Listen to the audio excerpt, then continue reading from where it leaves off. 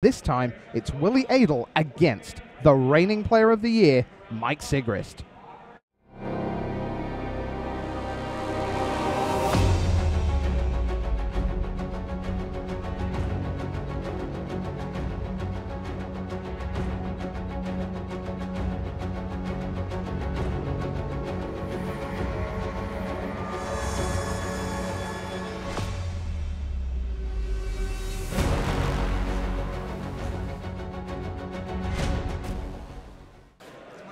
Hello everyone, Rich Hagan and Marshall Sutcliffe with you for round number 6 of Grand Prix Madison. Welcome along. You are watching Willy Edel of Brazil on the right of your screen against Mike Sigrist, the reigning player of the year, on the left.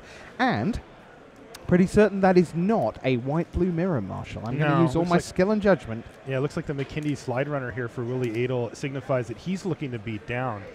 Crowhelm Guide on the other side ends up being a little bit more of a mid-range card. It can sometimes get in for some damage early, but not that often. And Rumble he does. Yep. So he just gave it Menace, right? Right. Fire Mantle Mage does that for you. Menace, courtesy of that. So any ally trigger now will happen. All the creatures will get Menace. So Sigrist, Blue-Red, Crowhelm Guide opening up. That's also an ally. One of only 2, I think, if memory serves, in blue. This is Anticipate here for Sigrist. Right. And we talked again about a turn 2 play, but Sigrist doing this here suggests that he is in bad need of a third land. It does suggest that for sure.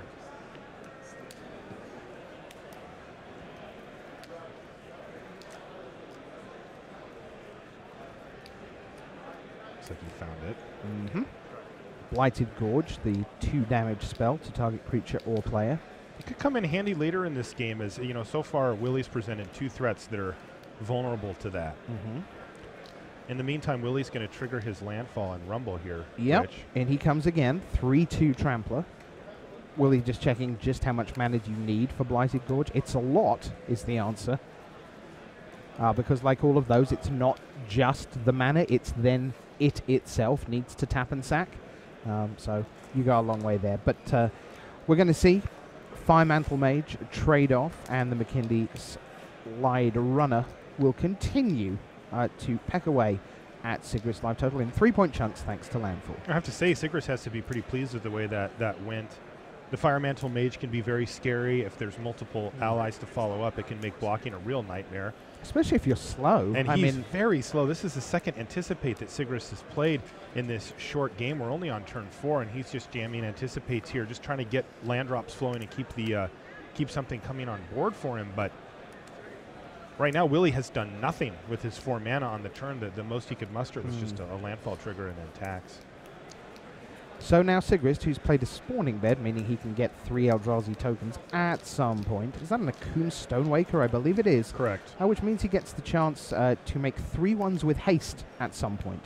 Willy's like, well, I'll come in and see what you want to do here. Yeah, it's possible that Sigrist wants to trade off here. His Stonewaker's a better card at this stage of the game than the McKinney slide runner, but he has taken a significant amount of damage, and he may just want to try to take a trade and get it off the table, and he does. Yeah, so he takes 1 more point because the slide runner has Edel. Trample anyway. Edel must just be stacked up on 5 drops here. I mean, this is 2 turns in a row that he's not played anything or double to red. The board. Things like an Undo Champion, maybe. Great point. 4/3. Vestige of Emrakul. I guess we're going to find out, because here's land number 5, Kozilek's Channeler. All right, so he's now in the business of being at 7 mana. Yeah, this could get out of hand pretty quickly if Willy has a big top end. It doesn't seem like he does based on the start that we've seen. Usually you don't see McKinney slide runner into some Eldrazi. And nor do you see it particularly out of red-white, because that's the place where you have the least sort of what I might call incidental ramp. You know, like black has things like you play a Carrier Thrall anyway and just have an Eldrazi Scion hanging around afterwards, and blue Incubator Drone brings one with it, just, you know, automatically. Red-white, you have to work quite hard to actually get ramp going. So maybe Kozilek's Challenge is basically a 4/4 for 5 here. Belligerent Whiptail comes down for Sigrist. Yeah, we'll note here, interesting as well, that Sigrist actually does have a land in his hand, I believe, and he chose not to play it this turn. Okay, so he's wanting to husband his landfall very carefully. Yeah, and that's something that I think that you're going to see a lot of the high-end players like Mike Sigrist do, and it's a lesson you can take at home as well. as each of those landfall triggers can really be valuable and represent, you know, extra damage getting through or maybe even a whole card. worth of value in some scenarios, and you know, he's carefully managing that. Meanwhile, Willy's got the world here now. He finally hit that 5th mana, and he can kind of go off. Ghostly Sentinel. It's 3/3 flying and vigilance. That I believe is going to get hit by a touch of the void that Sigrist has kind of been hanging on to for a while. And that's right in the wheelhouse for a touch, because it's like, you've spent 5, I'm going to spend 3. Yeah, it would also enable attack with the belligerent whiptail here as well, which he can do either way, but... Ooh, is that a Rolling Thunder? I believe he's had that for a while. Yeah. I think that was in his opening grip. Yeah, now he does not have access to double red. Now, we're talking about Sigrist here, by the way. Yes. Both players don't have access to double red, but Sigrist with the Rolling Thunder is going to have to be patient with that. And let's see if he goes for the touch here. He does. I got the touch, he says. And do you want to have a Lithomancer's Focus in reply? No, you don't. You just have a card exiled. So then I'll nip in with the Whiptail, and it's Gideon's Reproach that is available. In years gone by, that would have cost Willy a point of mana burn, but those days are truly gone. So he spent 3 mana on a 2-mana spell. That's just fine. The other mana just evaporates. And speaking of evaporate, so does the Belligerent Whiptail. Right. Gone. In comes Kozilek's Channeler. 4 damage to Sigrist. It has a hidden mode on it, the Channeler. Attack for 4. Yeah, just attack for 4. It's like, that thing actually is quite big. Right. Worth bearing in mind, in addition to the Blighted Gorge, Sigrist also has Spawning Bed. Again, just a reminder that there are some, for want of a better term, ambush Eldrazi tokens awaiting potentially. There is a point at some point in the game. Not that Willy's likely to forget that that card is there. It is just sitting at the table, after all. Yeah, but now it looks like Sigrist is eyeing that Spawning Bed for down the line. Remember, he purposely didn't play a land earlier in the game, but now he wants to get that Spawning Bed active, and now that he doesn't have any more landfall creatures, you know, he's got the Vestige of Emrakul there that's beating down, but he's going to wait. Now, Skyline Cascade is not a card I have a ton of time for, not least because it doesn't say what you think it must say, which is tap a creature and it doesn't untap. At the pre-release, that is what it said. Oh. Oh. Yeah. Oh, dear. Yeah, just look around at any of the tables next to you. Oh, yeah. Yeah. I had to correct a couple of my opponents on that one. Not what that card says, I'm afraid. And by the way, Sigrist did just hit now the requisite number of mana to get that Spawning Bed online. And I got to say, that card's really impressed me. Spawning Bed's powerful. Yeah, seems really good.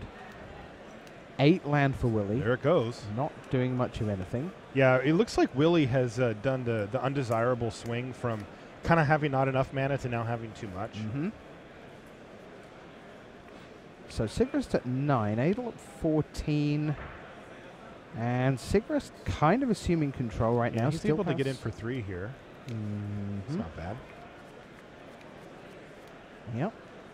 The Scions pop in for 3 damage. It is an interesting opportunity here that Sigrist also has if he wants to use his Blighted Gorge. He can clear away the Kozilek's Channeler as a blocker. Now, that's not ideal, as he's already used a removal spell of sorts on it. And it's a whole turn as well. It is. But, you know, if he doesn't have anything else to do... Then he's not losing the opportunity. Yeah, not of the mana, at least. He still doesn't lose the ability of the Gorge. But, you know, the door's open, and if he's not doing anything else for this turn, it is going to increase his clock significantly. He's going for it. Yep, let's get it gone. Here, have your Tightening Coils back. Willy drew another land. Yeah. You know, I think what's happening here is Sigrist says, all right.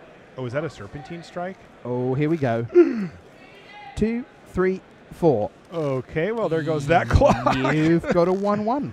But the thing is that Sigrist's game plan is still to find a mountain and burn out his opponent. Now, before he lost the majority of his board, I think he figured he was probably 1 attack away from that. Right. And now that's not the case anymore. Oh, 8. It's the Eldrazi Devastator. 8/9 Trample. So how much? So Sigrist is a long way short. 6. Yeah, he's at 6 right now. Yeah. Wow, that was huge for Willy. His way to do it would be land Kozilek's Channeler, land kill you. You can do it that way. No, this Cryptic guy's not going to get it done. Does he have? He does have fuel for it. Okay, well that helps. He, right? Because there's Ghostly Sentinel already gone. That touch the void does it. So we do get one Eldrazi Devastator. His Vestige of Emrakul back the other way. Wow, that's really annoying actually for Sigrist. because he was going to set up the win that turn. Yeah, just come in for 3, 4. For 4 damage, knock him down to 6, and he has exactly enough to just kill him. But now the Vestige of Emrakul, wow. And if he had another card, let's see, if he had a land and another exiled card, he could also kill him this turn, but he can't. So close for Sigrist. And Willy Edel, he always looks so calm when he's playing, but he is so close to being dead on the last 2 turns. Serpentine Strike, though, doing serious work, and then following up with Eldrazi into mid-sized creature has really helped him out. Looks like Rietzl and McLean are shuffling for game 2 on the back table. All right, that's nice there. Eldrazi Sky Spawner for Sigrist. Yeah, I mean, Sigrist is just in the business of... The thing is, because the Eldrazi Devastator has Trample, he's only put like 2 power, 2 toughness in the way. And Willy says, can I attack? Can I attack you? Would that be fine? Because I will. It's an 8/9. So Sigrist? What is he contemplating here? Not much of anything, I would think. Is it? 9. Right. 1, 2, 3, 4, 5, 6, 7, 8 points of damage if you sacrifice the 2 Eldrazi Scion. Is available to Sigrist on the following turn. So he can just chump block to the... he can actually just take it, but he may want to get rid of the... to play around a card like Lithomancer's Focus, like you said. Yeah, or even like if Willy's got to touch the void, I mean, that goes upstairs. That's just 3 to the face. Great point. And you feel really dumb if your Cryptic, cruiser here is not blocking, and then you just go, I'm at 1. Especially because it can't get through as it sits anyway. The cruiser's not attacking, through. Yeah, I think I'd be tempted to do what Sigrist is looking at here and just putting it in the way and saying, sure, I'll just take 5 this time and be at 4. And then I don't die to touch. I don't die to Lithomancer's Focus. I don't die to... God help me, I don't die to Inspired Charge. You know what? He did take it, though. Right, so here's Core Castigator. But this does set up Mike to win here. Yeah, because he can... the Eldrazi Sky Spawner will float through the air. That will put Willy to 8. The 2 mountains are the required colored for Rolling Thunder. And then blue, blue, blue, blue, blue, blue, Scion, Scion, 8. You'd be at 8. Put you to dead. Yeah. So Sigrist also drew a land, incidentally. But yeah, so he... Yeah, I think he's just got it here. You send in the Sky Spawner first to make sure that Willy's at 8. Yes. You just don't want to give him the information. And then of course, you Rolling Thunder him from 8 for 8, and Willy replies with Tandem Tactics and goes to 2. I haven't seen the Tandem Tactics in Willy's hand. Yeah, Sigrist is considering all the options here.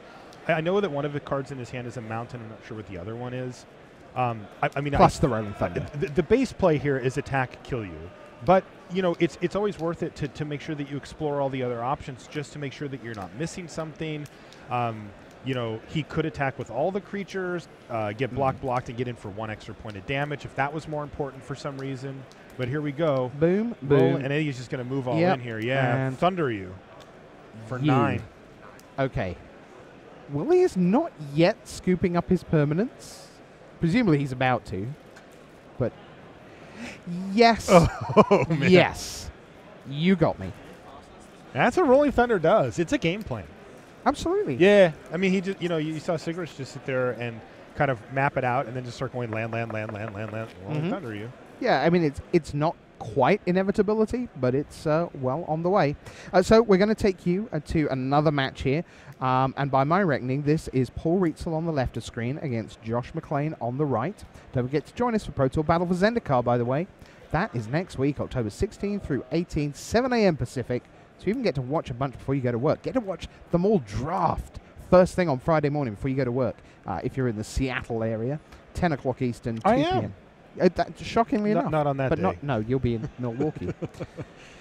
So Rietzl here's got a Cloud Manta on his side of the board. You see a McKinney Patrol the other side. Stasis Snare has happened for Josh McLean.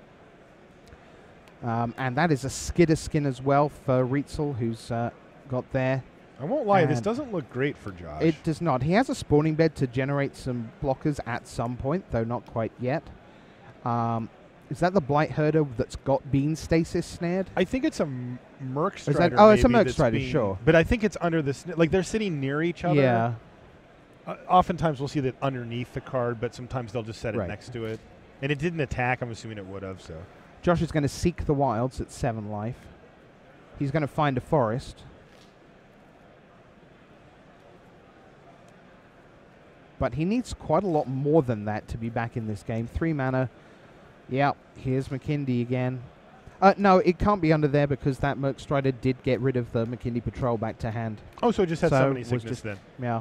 All right, well, there must be something underneath it that we just can't quite see. Rietzel's going to reach out with Bone Splinters, kill the McKindy Patrol, and then kill Josh McLean. So we got there just for the dying rights. Rietzel wins 2-0 and goes to 6-0. Jeez, that was kind of a beating.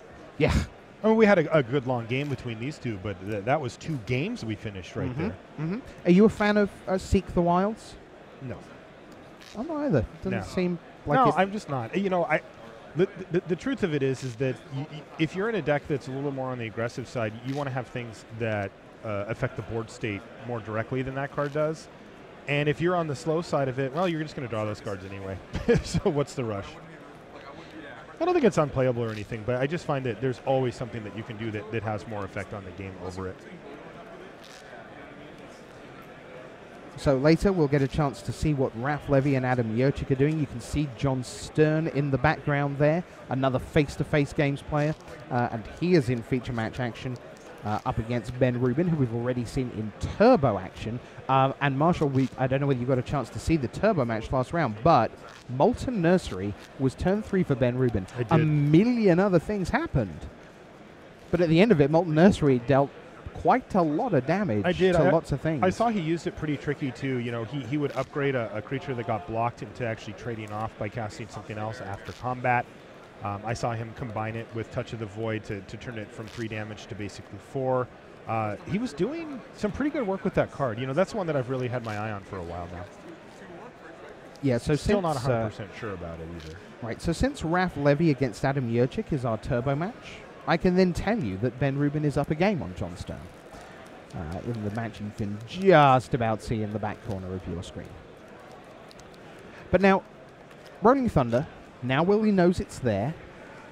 How much does that influence the way you play a game? Are you thinking, I have to keep my life total high? Are you thinking, I have to be super aggressive because now I know his late game potentially trumps mine? Will we see a shift in Edel's play?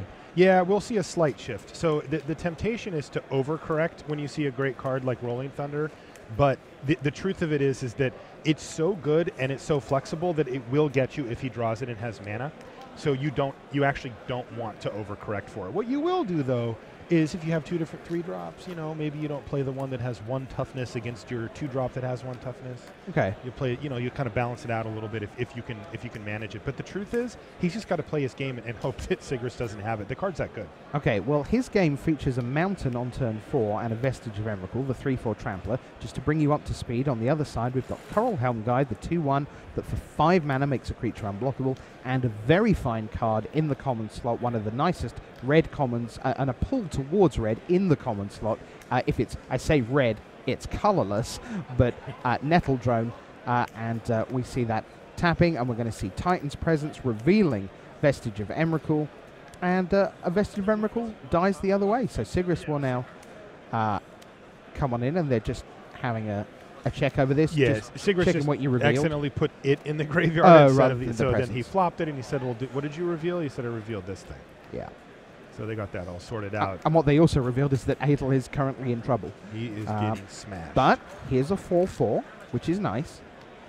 Ooh, this is one of the this is one of the reasons the Coral Helm Guide is so good when you're ahead, because right now, you know, Sigrist gets Adel down to 8 and then starts going, I've got 5 land, I'll make my 3-power guy, maybe a 4-power guy unblockable. Bad news. Here's an Eldrazi Sky Spawner. And there's the Scion that comes with it. Bear in mind, Willy is at his life total -2, functionally, because of Blighted Gorge in Sigrist's land row. That can go upstairs as well, straight to the face. Yeah, the longer this game goes, the worse it gets for Adel, unless he has like his Serpentine Strike or something along those lines. Right. Which, by the way, would be epic. if he has that. He can cast it this turn right now without even hitting a land. Yes. And he would wipe out Sigrist's board. And, you know, going back to what we were talking about do you play around Rolling Thunder? It's the same thing on Sigrist's side. He can't afford to just play around Serpentine Strike. He's just got to put his game plan into action and see if it gets there. Yeah. You know, again, you can make small adjustments. But, like, in this scenario, clearly he hasn't played around it. He's just like, here. Right. I mean, 4, 3, 2, 1. Oops. Yeah, I guess one way that you could not play around it but adjust a little bit is consider getting rid of the channeler as a big priority. Think if he's heading towards 7, oh, here's a rolling thunder the other way. Oh, no. Here's Anticipate in response for Sigrist, but that's not going to find him any way to actually deal with this. His board state is gone. Bye-bye. And by the way, Willy set this up so he gets to crunch with the channeler, too. Now, you see, Rolling Thunder, once it gets... that was nasty. I can't watch this anymore. I mean, it's not that efficient, right? Generally, it's like 5 mana for 3 damage. That's not a good deal.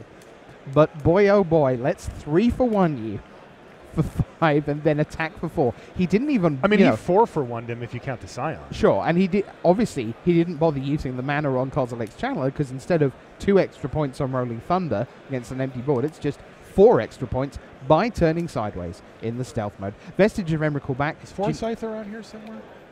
You want words with him? Yeah, I want to say, look what you did. We have a piece coming later in the weekend, the 12 best ways to not lose to Rolling Thunder.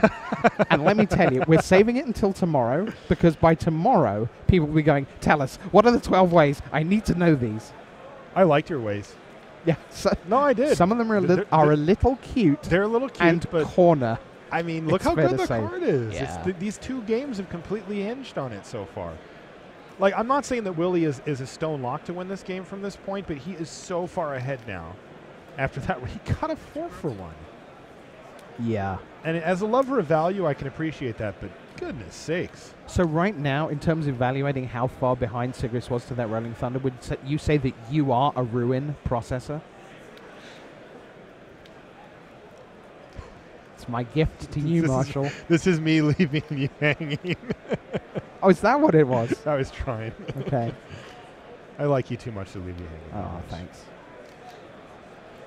So Sigrist, 12-10, that's the other thing. Despite that vast board swing from Adel's Rolling Thunder, let's remember that Sigrist has one of his own. True. For somewhere down the line. I mean, the line doesn't go a lot further. Right? No, I mean, sure. look at Willy's attacks next turn. Right, but that, you know, here's a 4-4, so the 4-4 would trade off, and potentially like 7-8, 4-4, 7. Yeah, it's a 7-8 running into 7-8 as a double block, if you like. Yeah, that's not great for Sigrist. Channelers both sides. Edel, yes, with the advantage, and we wouldn't mind seeing a game 3 here, especially with Rolling Thunder apiece. We get to the top deck Thunder War.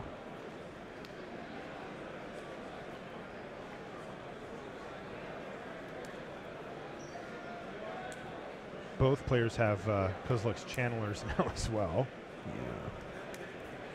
Yeah, so that shortens the clock in a game where people both have Rolling Thunder. Yeah. Willy did his, and I mean, it was a great start though for Sigrist, who, you know, got Willy down to 10 life. Do we have deck lists over there? Ah, yes.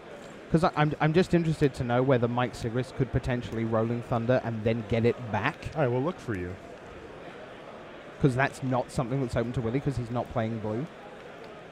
Let's see. Clutch of Currents, Sky Spawner. Any red hot Lamog's Reclaimer action? No. He's out of those. Okay. The dream is dead. Right, so it really is one Rolling Thunder apiece. Yes. Only. Yeah. 5 mana for Willy. So Willy attacked with his Ruin Processor. It looks like it got in cleanly here. Yeah, from 12 down to 5. And now here's another Channeler. And then I'm going to smite the monsters to kill off your Channeler. And now it is super advantage. Adel, 4-4, 4-4, 7-8 against a 3-4. Sigrist a little constrained on mana. If he was at 8 or 9, you might think he'd be able to put 2 things down. I guess an adverse conditions wouldn't be the worst thing right now. At uncommon, you get a chance to tap a couple things down, make some scions. That was a nice play from Willy. Yeah, You we know? knew that Smite the Monstrous was better this time around, but it's massively better Especially this in time Seal. around. You just need Oh, it. sure. Yeah. It's just a Yeah. must-have Automatic, item. Yeah. Is he going to lock? Is he going to freeze something out here? No, anticipate. Yeah. He's been doing a lot of that, and I'm not sure that's where you want to be. Just generally playing multiples of those in a deck. I think there are things you'd rather just, rather than setting something up, you'd rather just have the something there. Yeah. It does suggest that Sigrist pool perhaps is not that great. Yeah, there's not a whole lot to do on 2. You know, there's a couple of reasonable creatures to play. I find these anticipate to end up making the cut more for curve considerations than anything else. I had a deck similar to Sigrist at the pre-release. I ended up running 2 anticipates in my deck as well. It's just one of those things. I think he would probably view it more as a necessary evil. I mean, it's not that it's a bad card, but you're just kind of spinning your wheels, you know, using up tempo. And like in a position like this, he's behind significantly. No, there's one of the good 2-drops, though. Yeah, Kozilek Sentinel, the 1/4 that's, you know, sometimes a 2/4. And you are indeed, we're going to see, a little, as we say, a clutch play, clutch of currents. Yeah, unfortunately, it was a clutch that was not awoken. No. It was a, you know, so I don't die clutch of currents there from Sigrist. Nice turn for him. He did stabilize the board here where he can double block and still go to 1, but yeah, he's not in a good position because that Rune Processor, he'll be back. Yeah, it's interesting to see just how much we've already seen in the couple of rounds, third round today that we've covered. We've seen the matching Awaken card on both sides of the board, one that had to be cast under duress without the Awaken, and then the copy on the other side of the table where they were ahead, they got the time to make it, and now suddenly, you know, just the difference with Awaken, with identical cards, just enormous. So you are definitely sad, and perhaps sadder than I was anticipating when you can't Awaken your Awaken cards. Sure. Yeah, when I look at an Awaken card, I look at the Awaken cost first. Yeah. The cost in the upper right is like this optional thing you do when you have to, which is you know, what Siggy did here. Right. And Sigrist knows that he may just be dead here anyway. Like, basically, if Willy has a way to remove one of these creatures, Sigrist is pretty much toast. He forces him to chump block with the other one, leaving him with no board state whatsoever. Serpentine Strike. 2 to my channel, 3 to this, 4 to this, and we're done. And we're done. So it turns out, you know, the game when Willy Edel resolves Serpentine Strike and Rolling Thunder, well, he won that game. Oh, that's pretty strong. He won that one. That's pretty good. He was down early. I mean, the curve from Sigrist was really impressive, but my goodness. Rolling Thunder 4 for 1, 2 for 1 off of the Serpentine Strike. Call it a game. Over here, they are trying to confuse us because they've moved us, but this is the John Stern match. John Stern on the right, Ben Rubin on the left, and Molten Nursery is once again in the house for Ben Rubin on the left, as well as an Eldrazi Devastator. Ulamog's Reclaimer, not sure what that got back. Maybe a Scour from Existence. And then Herald of Kozilek. You know, Ben Rubin's somebody you haven't really seen around that much. No. He's a Hall of Famer, though, right? Yeah, he totally is. He came back on the scene for his sort of second go-round in 2009. He was instrumental in the Proto Austin winning deck for Brian Kibler. He is Grove of the Burn Willows. And Punishing Fire? Yeah, Punishing Fire. That is Ben Rubin's from 2009. And he was around 2009, 2010, did very well, went to a ton of events, went to all the PTs, got into the Hall of Fame.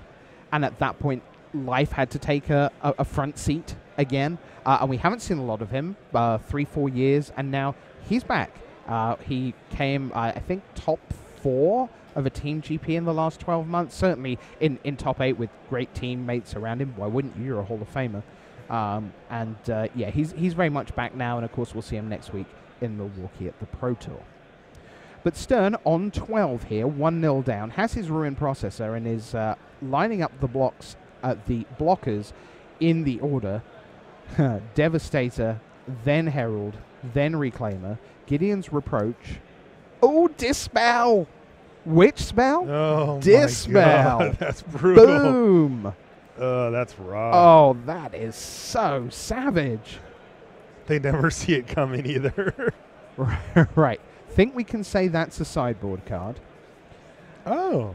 We're going to get an Ulamog's Reclaim. I'm going to have Gideon's Reproach back. Yeah. You needed that trick to work, John Stern, kind of. The Eldrazi Devastator is not a card that lets you off the hook for very long. You really want it dead. So Rubin with a couple of cards, 1-0 up. We will return you to our main match when they head into Game 3. They're busy shuffling away. And Rubin's going to use the red zone with the exact 3 things that he blocked with last turn, because none of them died, which is quite nice for him. It is. There's a lot of damage coming in, too.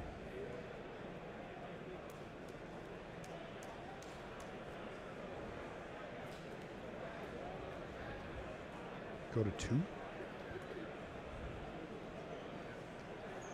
That's game. All done.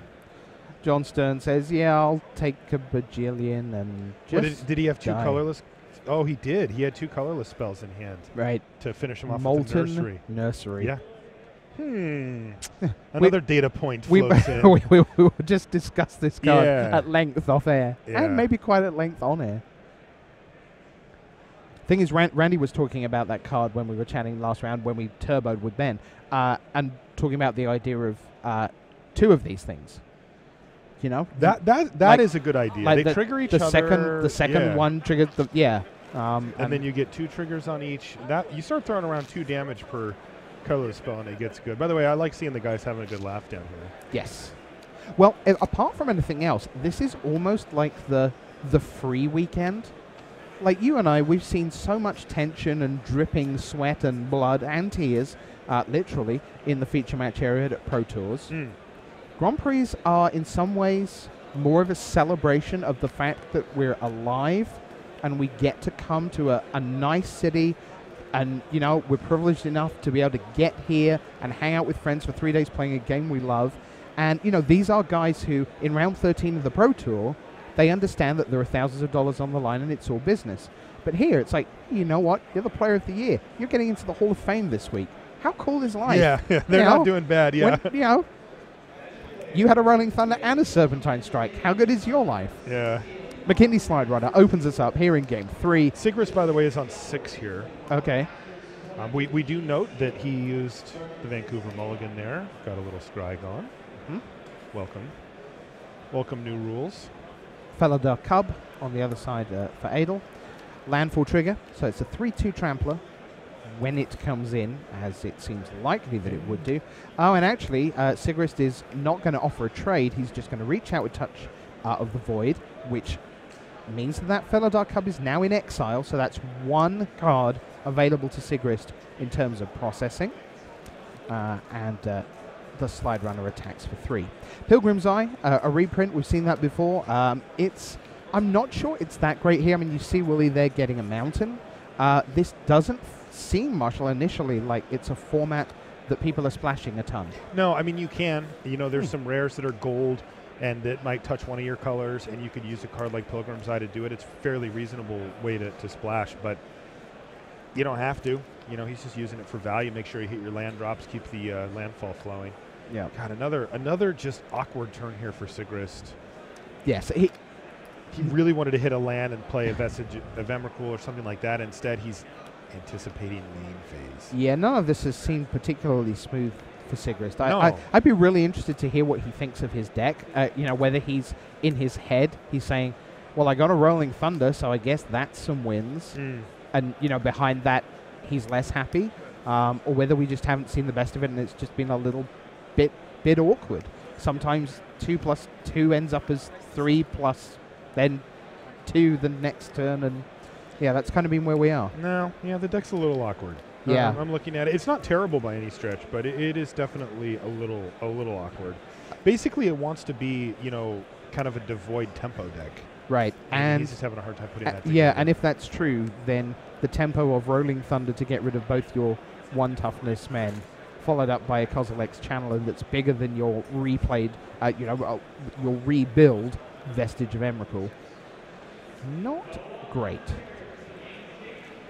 I would also be a little afraid if I was Sigrist, if Adel has just spent Rolling Thunder for 4 mana to get rid of 2 1 toughness guys, I would wonder whether Serpentine Strike was in Adel's hand.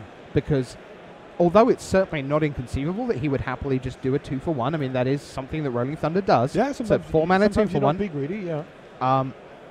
The likelihood of that occurring does go up if Edel is sitting there with Serpentine Strike in hand as well. Sure. I think. Oh, yeah, for sure. Tightening Coils on the Kozilek's channel. Let's make it a -2/4 that taps for 2 mana. Sigrist is attacking. He figures it's a free roll attack anyway since there's no attack coming back at him. And, Willy snapped it off, but so it goes. Yeah, one back the other way with Pilgrim's Eye. And now his Breaker of Armies. Now, there isn't a lot of armies to break, but there is a life total to break. Breaker of Armies is a 10-8. That's quite a lot. Like, this is... we're at the point where it's answer this now or lose Sigrist, and he doesn't have an answer. Yeah. And he's going to lose. He is. Yeah, I mean, that Breaker of Armies, unless he can find an answer for it, like, next turn, will just kill him. I think he's got a Titan's Presence in his hand, does Sigrist, but nothing to, compete with a Breaker. So in we come. If you're wondering why Vestige of Emrakul is getting in the way, it is obliged to. Taunting Eldrazi, they call Breaker of Armies in R&D. Taunting Eldrazi? Taunting Eldrazi, yeah, after taunting Elf, right? And, yeah. So Sigrist in the largest amount of trouble we've seen for quite a while. His Titan's Presence to get rid of the Ghostly Sentinel. Yeah, his draw step for the turn was an Edel drone. Edel drone. Too late, sir. In block. And now Sigrist is top deck. Well, the thing is, what he does have... Oh, okay, I was about to say, if he gets a land, he can at least activate Spawning Bed. That was Clutch Occurrence he just drew. Okay. All right. I mean, he's not going to win. He'll keep him alive for a turn. Yeah, Spawning Bed is a thing, but it still doesn't save him. It's just a turn. It just gets crunched underfoot of Breaker. All right, there we go. Yeah. Clutch away. Pass.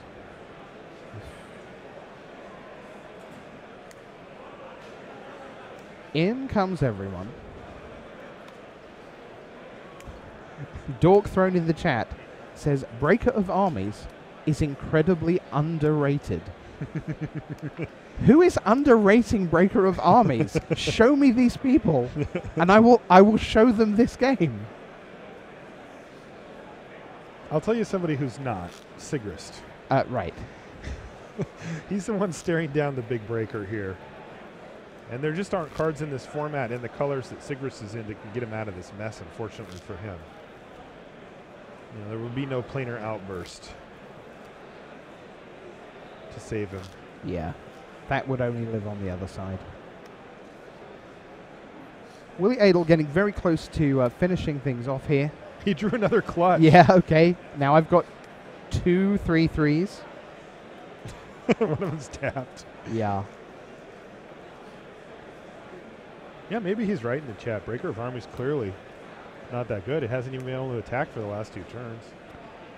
It's in his hand. It just does nothing. It just appears, it goes away, it appears, it goes away. Oh, just.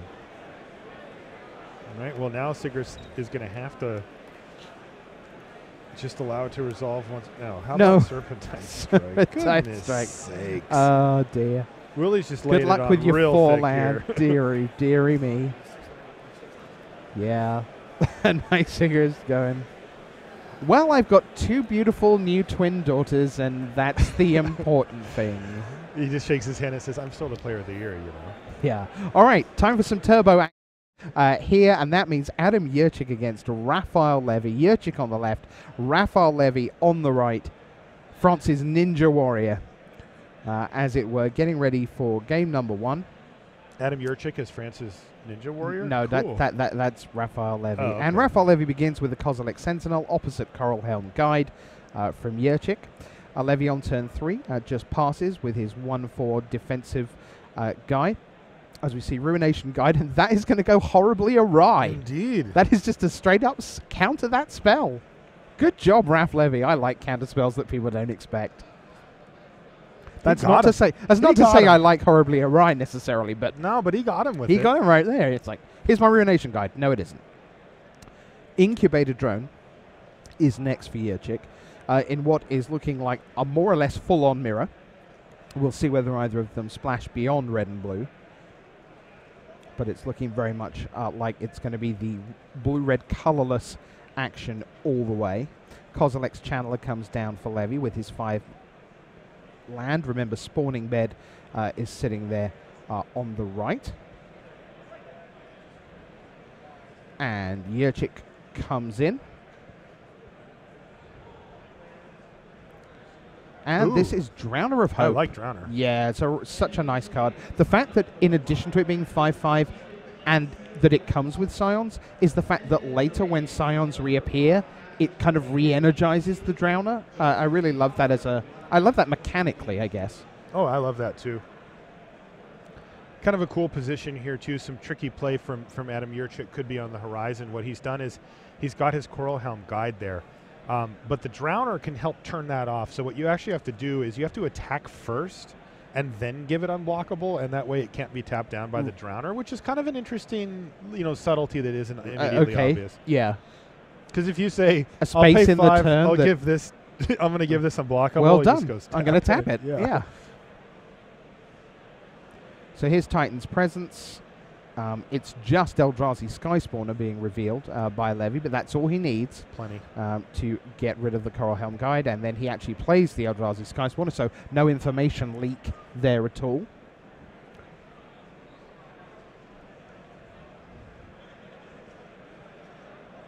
And looking at Yurchik's board, which currently comprises 5 colorless creatures, you can actually say this game has gone horribly awry.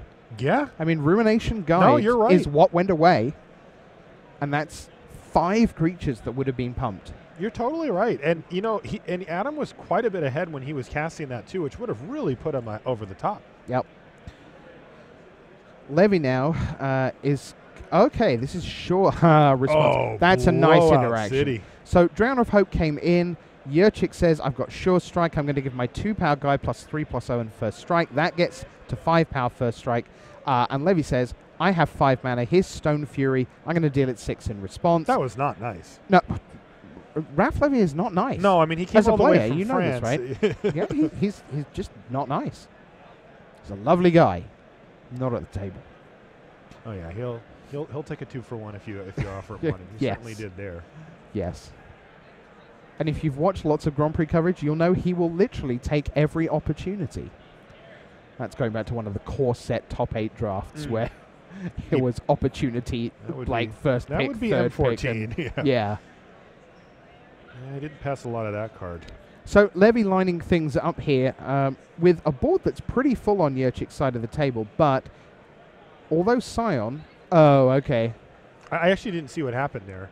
I saw him tap down a creature and then attack with all 3 Scions and the Drowner, but what did he do? Yeah, wasn't it just to the face, burn at the end? It must have been. He must have just showed that. Yeah, I'm going to ask the chat room. Let's do that. Let's see who was eagle-eyed in our chat room. He did something with some mana or a spell, and I just couldn't see it because they scooped it up right away. Yeah. It was probably one of those things where he just verbalized it, and Adam's like, yeah, okay, you got it. So we're into action in Game 2 with Benthic Infiltrator already in play for Adam Yurchik on the left. And Ruination Guide that actually gets made. Nettle Drone is in play for Raph Levy. And a Vile Aggregate, one of my favorite uncommons in the set.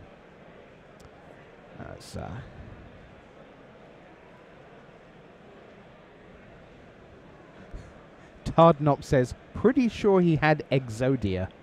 What is that? I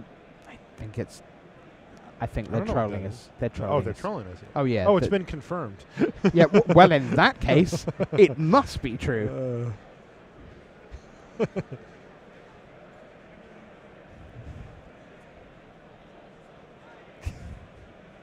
In our ears right now, Rashad, the guru of all things TCG Miller, is explaining what Exodia is to us. We're not going to share it. Look it up. That's why God invented the internet. Okay, shake those hands. Raph Levy has done the business. It did not take long.